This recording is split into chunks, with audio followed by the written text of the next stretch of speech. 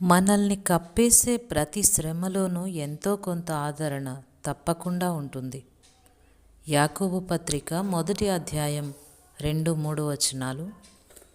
నా సహోదరులారా, మీ విశ్వాసమునకు కలుగు పరీక్ష ఓర్పును పుట్టించునని ఎరిగి, మీరు నానా విధములైన శోధనల్లో పడినప్పుడు అది మహానందమని ఎంచుకొనుడి. దేవుడు తన వారికి కొన్ని అవరోధాలు కల్పిస్తాడు.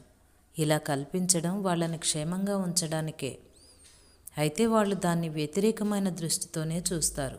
ఆయన్ని అపార్థం చేసుకుంటారు. యోబు కూడా అంతే. యోబు గ్రంథం 3 అధ్యాయం 23 వచనం. ఇలాంటి కంచెల వలన వాళ్ళకి చేకూరే లాభం సైతానికి బాగా తెలుసు. యోబు గ్రంథం 1 అధ్యాయం 10 వచనంలో కంచెని గూర్చి సైతాను అంటున్న మాటలు చూడండి. మనల్ని కప్పేసే ప్రతి శ్రమలోనూ ఎంతో కొంత ఆదరణ తప్పకుండా ఉంటుంది. మనం వాటిని ఆనుకుంటే తప్ప ముళ్ళు గుచ్చుకోవు.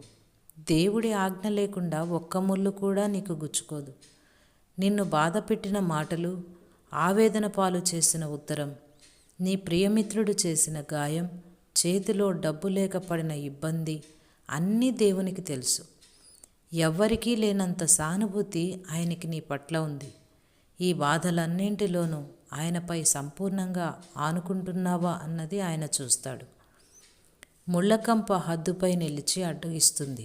ఆకురాలే కాలంలో ప్రతి కొమ్మ పొడుచుకొచ్చిన ముళ్లతో గుడ్లురిమి చూస్తుంది. వసంతం వస్తుంది, మోళ్ళు చిగురిస్తాయి, కొమ్మలన్నీ పచ్చగా ముస్తాబవుతాయి. భయపెట్టిన కంటకాలన్నీ పత్రహరితం మాటున దాక్కుంటాయి. నరకానికి మన పరుగును ఆపలేవు గులాబీ పూదండల బంధకాలు. కసిగా గుచ్చుకునే కటిక ముళ్ళే ఆపగలవు నాశనానికి చేసే పయనాన్ని. కాటేసి నెత్తురు చిందించే ముళ్ళుపోటుకి ఉలిక్కిపడి ఏడ్చి గోల పెడతాం. దేవుడు వేసిన కంచెల కాఠిన్యం మనకి జటిలంగానే ఉంటుంది. కలతలు మనల్ని కలవరపెడతాయి.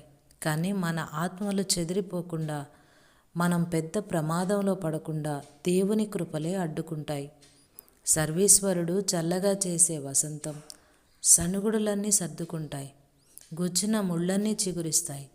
శాంతి ఫలాలు విరగకాస్తాయి.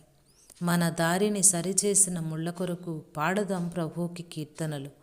కృప, తీర్పు కలగలిపిన కంచెల కొరకు, ఆనందం నిండిన ఆవేదన కొరకు పాడదాం ప్రభువుకి కీర్తనలు.